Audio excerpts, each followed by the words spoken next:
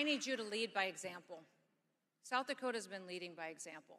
When I ran for governor almost 3 years ago, I ran on the message that South Dakota could be an example to the nation. I had no idea it was going to happen during a pandemic. But we have to speak the truth as well. Now, South Dakota was the only state to never close a single business. The only state.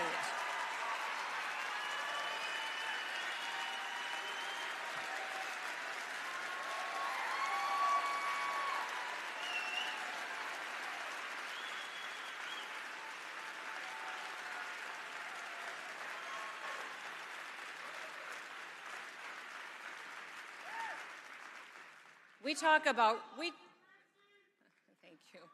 We talk about rewriting history. Let's talk about rewriting history.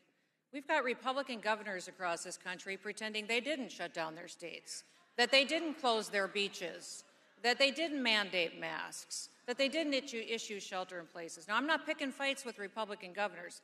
All I'm saying is that we need leaders with grit, that their first instinct is to make the right decision, that they don't backtrack and then try to fool you into the fact that they never made the wrong decision.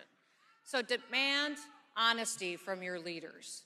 Demand honesty from your leaders and make sure that every one of them is willing to make the tough decisions. South Dakota did not do any of those. We didn't mandate. We trusted our people, issued and told them that personal responsibility was the best answer. And this is a short rundown of what's happening in South Dakota right now.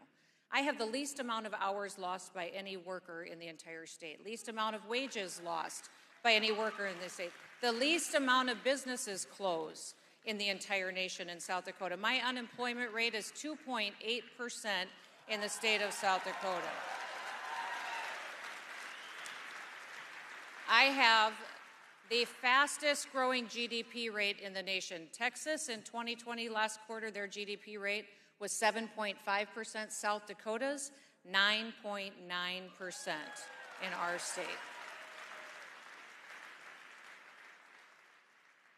Thousands and thousands of people are moving to our state. And they're moving there not because we have beaches and not for our weather. I don't know, that's shocking. They're moving because they want to live somewhere where the government respects them. They want to be free, and they know they can do that in South Dakota. Hundreds of businesses are moving into our state. What we did in South Dakota is what conservatives have always said they believed. We just did it. And we proved that it works for families, it works for businesses, and it works for this country. So we will continue to make the tough decisions to make sure that we're an example and that it is a story and a testimony we can tell to the rest of the country. But I'm going to ask you for one thing. I'm going to tell you one quick story because I know I'm already out of time. Back in 1773, there was a young man named Nathan Hale. Now, Nathan Hale, I'm sure you remember him, graduated from Yale with honors. He had 5 older brothers that quickly, after that, signed up to fight for the Continental Army in the Revolutionary War. And just months after that, Nathan himself joined. It was interesting because at that time, General George Washington was leading the troops. And he was fighting for freedom in this country and to ensure that America could be the great country that it is today. When Nathan signed up, he was quickly promoted in the ranks. He was quickly recognized for his leadership, his character, his integrity, his willingness to step forward and do the tough jobs that nobody else wanted to do. Now, the British Army was winning. They were gaining momentum, and the Continental Army was losing, and General Washington was in a tough spot. He had learned that the British Army was going to be invading Manhattan quickly, and he needed to have inside information in order to think before they could act and stop and win that battle so that they could win the war. He gathered all of his troops together and stood in front of them, and he said, I need a volunteer. I need one person who would be willing to go undercover as a spy behind enemy lines and gather the intelligence that we need to stop the British Army when they invade Manhattan. Only one person stepped forward to volunteer for that mission, and it was Nathan Hale. He disguised himself as a Dutch school teacher, went behind enemy lines, quickly gathered information, was being incredibly effective when he was discovered. They say it was a British officer that maybe revealed his identity. Perhaps it was even his cousin who was still a British loyalist. Regardless, he was captured, brought before the enemy, and quickly sentenced to die by hanging. Historians today still write about Nathan Hale like this. They are incredibly impressed with his composure, how he kept his dignity in front of him throughout his sentencing, condemnation, and as he stood before those who would carry out his death. In fact, they say he never once compromised General Washington, never once gave up any information that would put the Continental Army or the Revolutionary War at risk. He kept his integrity, was honest, and did his job. In fact, they write that the very last words that he said was that I only regret that I have but one life to lose for my country. Listen, people, we have no idea what hard is. You just don't. We haven't done anything like those folks who made this great country did. You need to do more. You need to do more. I don't think one person can save this country, but I think all of us have our part. I don't know.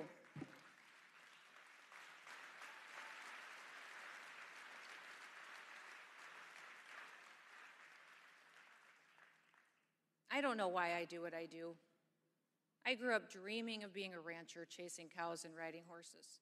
My husband says to me all the time, he said, Kristi, you always pick the hardest things to do. He said, there could be 4 choices in front of you, and you every time pick the hardest one. And I said, I know, but it's always the right one. Sorry. It's always the one that needs to be done. I'm going to ask all of you to do what needs to be done. Number 1, this country is addicted to being offended. We are offended by everything everybody says, and I just need you to get over yourselves, okay? Just get over yourselves.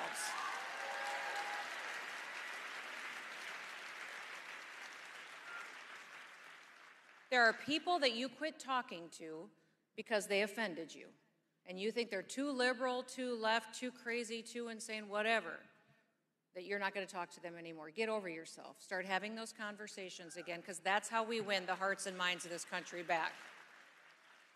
The second thing, and this is the last thing I'm going to say, I need you to wake up happy. You woke up this morning in the United States of America. You are better off.